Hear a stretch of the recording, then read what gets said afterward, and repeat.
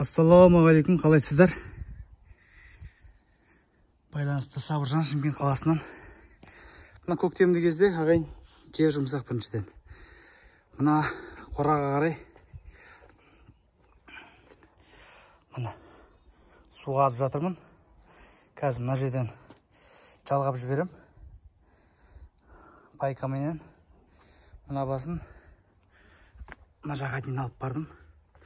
Қазір мына жерде қалдырып қойдым міне.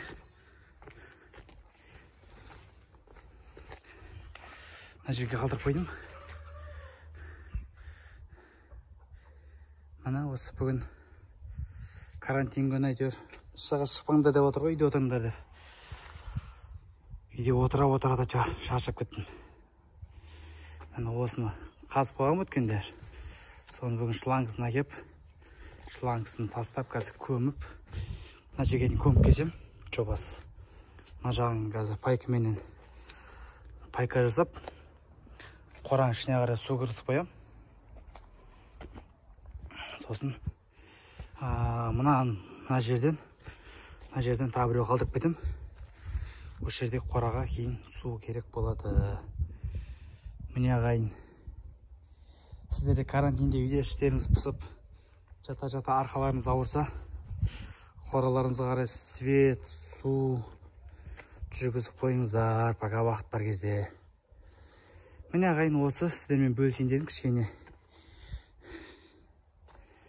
жұмыстарменен. Одан кейінгі тағы айтатын нәрсе ағайын, Құдай қаласа балапандар 5-6-сына қарай келетін болды. Оны айтып бізге жіберетін болды. Міне Құдай қаласа 5-6-сын күтіп аламыз барып. Әркім әр қаладан тоқтап кетеді деді. Соны қай уақытта болады, соны айтады уақытсын. Сол кезде түнде шығып күтіп аламыз. Міне ағайын, осы күндерің сәтті өтсін. Сіздер де жұмыс істеп жатсаңыздар, еңбектеріңіз сәтті болсын, шаруашылықтарыңыз берекелі болсын ағайын. Алла тағала тіл көзден сақтасын. Және де мына коронавирус деген бәленің бетін аулақ қылсын ағайын. Сәттілік сіздерге рахмет. Келесі кездескенше.